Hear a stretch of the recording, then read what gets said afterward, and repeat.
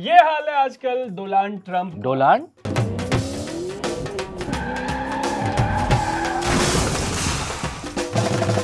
Donald Trump का हाँ। समझ नहीं आ रहा कि हंसें कि रोएं। India is my good friend and PM Modi is my great friend. असल में जो उनकी चाट रहा है आजकल उनको वही पसंद आ रहा है। और आपको तो पता ही है कि पाकिस्तान के शहबाज बदमाश और आसिम फकीर आजकल किसकी चाट रहे हैं। तो भैया ऐसी रीत पाकिस्तान की तो हमेशा से चली आई कि भाई प्राण जाए लेकिन चाटन ना जाए।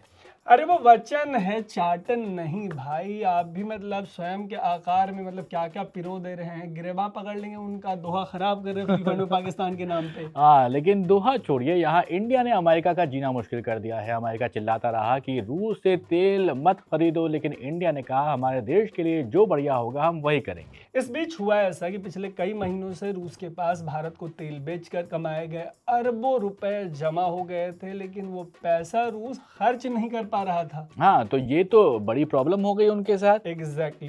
फिर 12 अगस्त 2025 को आरबीआई ने एक बहुत बड़ा डिसीजन लिया। आरबीआई ने कहा कि जिन विदेशी बैंकों के पास स्पेशल रुपी वेस्ट्रो अकाउंट्स में ज्यादा रुपए पड़े हैं, वो अब उस पैसे को इंडियन गवर्नमेंट सिक्योरिटीज और ट्रेजरी बिल में इन्वेस्ट कर सकते हैं। ज्यादा टेक्निकल नहीं हो गया यहाँ पर? आप क्या कुछ समझा रहे हैं, समझ में नहीं आया। तो कभी कहना ये चाहता है कि अब रूस अपने तेल से कमाए गए रुपयों को सीधा भारत में सरकारी कामकाज में लगा सकता है।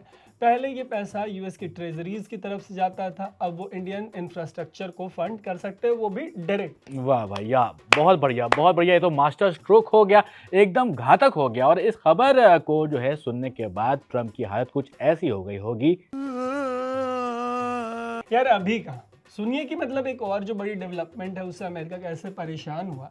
इंडिया और यूएई जो अमेरिका के करीबी पार्टनर्स माने जाते रहे हैं, उन्होंने लोकल करेंसी में सेटलमेंट सिस्टम को इम्प्लीमेंट करना शुरू कर दिया। और इस खबर को सुनने के बाद ट्रम्प का रिएक्शन कुछ इस जज साहब के जैसा हो गया। समझ नहीं आ रहा होगा कि हम करें तो करें क्या, बोले तो बोले क्या। वैसे जब जब ट्रम्प ऐलान करते हैं कि इंडिया का टैरिफ बढ़ा देंगे, 100% कर देंगे, 200% कर देंगे, तब तब उनको लगता होगा कि वो आज जीतेंगे, कल जीतेंगे, परसों जीतेंगे, रोज हारते हैं। हाँ तो हार ही रहे हैं रोज। इंडियन ऑयल कॉरपोरेशन ने यूएई से 10 लाख बैरल क्रूड ऑयल खरीदा और उसका पेमेंट इंडियन रुपीस में किया।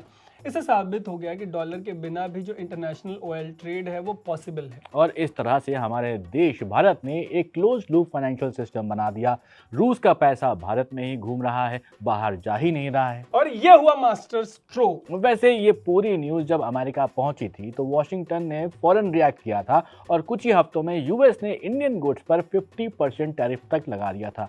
ये एक साफ सिग्नल था कि इंडिया यूएस पार्टनरशिप खतरे की उसमें जो है वो घंटी बजने लगी। तो बिदके हैं ये इससे। वैसे आरबीआई पहले ही 30 देशों में 123 कोरेस्पोंडेंट बैंक्स और 156 स्पेशल रुपी अकाउंट्स खोलने की परमिशंस दे चुका है।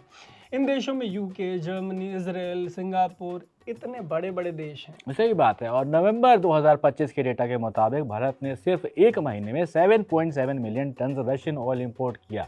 ये इंडिया के टोटल ऑयल इंपोर्ट्स का 35% था और इसका बड़ा हिस्सा डॉलर सिस्टम के बाहर सेटल हुआ। अब कहानी ब्रिक्स तक पहुंचती है। 2026 में ब्रिक्स समिट का होस्ट जो है वो इंडिया है। और इस बार इंडिया सिर्फ बैठकर सुनने वाला नहीं है, इंडिया अब एक्टिव आर्किटेक्चर बनाने पे काम कर रहा है। सही बात है। और आरबीआई ने फॉर्मली प्रपोज किया है कि ब्रिक्स देशों के सेंट्रल बैंक डिजिटल करेंसीज का जो है वो आपस में एक साथ कनेक्ट किया जाएगा और इस प्रोजेक्ट का नाम ब्रिक्स ब्रिज देने की बात कही जा रही है। 2025 में रियो डे जेनेरो डिक्लेरेशन पर आगे बढ़ते हुए इंडिया ने एक ऐसा फाइनेंशियल स्ट्रक्चर बनाने का फैसला लिया है जिसे रशिया, चाइना, इंडिया और यूएई जैसे जो ब्रिक्स के नए मेंबर्स हैं वो आपस में जो ट्रेड है उसको डिजिटल लोकल करेंसी में तुरंत सेटल कर सकें और यूएस बैंकिंग सिस्टम को पूरी तरीके से बाईपास कर सकें। आरबीआई ने पहले से ही ई रूपी की क्रॉस बॉर्डर कैपेबिलिटीज को पायलट टेस्ट पर कर रखा है, उसको कर रहा है लगातार।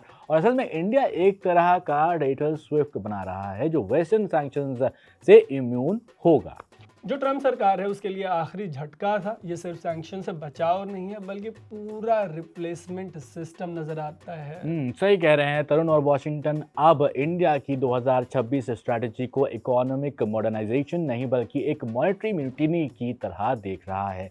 खास करके जब इंडिया ने एक ही साल में 50.07 बिलियन डॉलर्स के यूएस ट्रेजरीज बेच दिए हैं और उसकी जगह गोल्ड और सिल्वर एक्यूमुलेट करना शुरू कर दिया है। तो कभी कहना ये चाहता है कि इंडिया अब डॉलर सेंट्रिक वर्ल्ड ऑर्डर से धीरे धीरे बाहर निकल के खुद का फाइनेंशियल इकोसिस्टम बना रहा है और इससे अमेरिका को तो ऐसा धक धक हो रहा है। धक धक तो हो ही रहा होगा, लेकिन अमेरिका को जल्द ही ये समझ आना चाहिए कि भैया इंडिया को हल्के में नहीं लेने का।